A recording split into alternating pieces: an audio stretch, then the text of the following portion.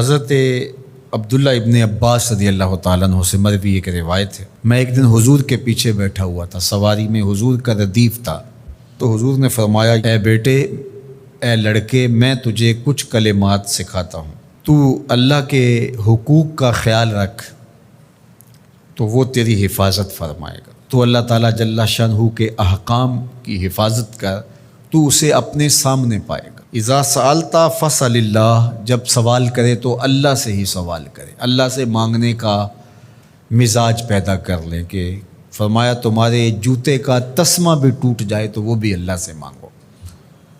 ضرور بازار میں جاؤ دکاندار سے، لیکن حقیقی طلب اللہ سے ہونی چاہیے۔ بات بات پہ اللہ سے سوال کرو، بڑی سے بڑی چیز بھی اس سے مانگو، چھوٹی سے چھوٹی چیز بھی اسی سے طلب کرو۔ ہماری ساری ضرورتوں کا کفیل ہمارا رب، ہمارا مالک ہے۔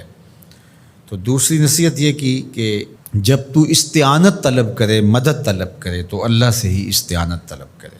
وعلم، اور جان کہ اگر ساری امت، سارے لوگ، پوری قوم جمع ہو کے تمہیں فائدہ پہنچانے کی کوشش میں لگ جائیں تو تمہیں وہی فائدہ پہنچا سکتے ہیں جو تیرے لیے تیرے رب نے لکھا ہے۔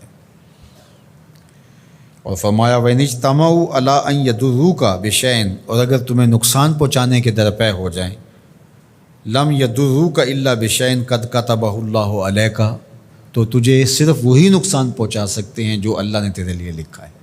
سارا زمانہ بھی مخالف ہو جائے، تیرا کچھ نہیں بگاڑ سکتا۔ ہاں، تیرے مقدر میں اگر کوئی چیز، کوئی بگاڑ لکھا ہے تو وہ ہوگا، اس کا ذریعہ وہ بن جائیں گے۔ تو اس لیے پھر اسی سے مانگو، اسی سے طلب کرو۔ رفعت الاقلام وجفت الصحف، جو لکھنا تھا اللہ نے لکھ دیا، لکھنے کے بعد قلم اٹھا لیا گیا اور جن صحیفوں پہ لکھا تھا وہ خشک ہو گئے۔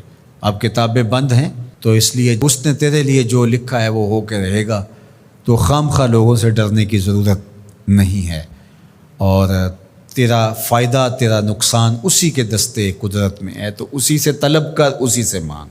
اور فرمایا تو اللہ تعالیٰ جل شانہ کو رخاء میں، خوشحالی میں یاد کر، یعرفک فی الشدہ، وہ تجھے مشکل میں پہچانے گا۔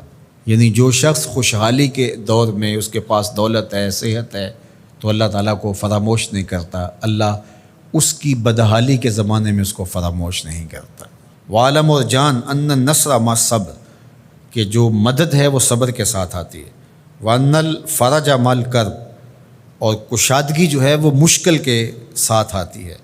وان مع العسر یسرا، اور سہولت جو ہے وہ مشقت برداشت کرنے کے بعد آتی ہے، تنگی کے بعد فراخی آتی ہے۔ پہلو مشکل پھر تمنا، پہلو کنڈا پھر پل، شاید مگروں پہلو مکھیاں ڈس دیاں ڈنگ والیاں۔ تو یہ سب ہوتا ہے، مشکلات، تکلیفیں، آلام، مصائب، ان سب سے گزر کر کے آسانیاں آتی ہیں۔ خود حضور کی زندگی دیکھ لیجئے، مدنی زندگی مکی زندگی کے گزرنے کے بعد، طائف کے مراحل کو طے کرنے کے بعد آتی۔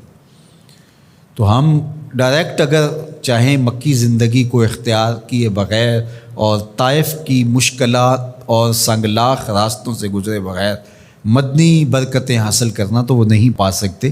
تو یہ اللہ تعالیٰ نے ایک نظام رکھا ہوا ہے۔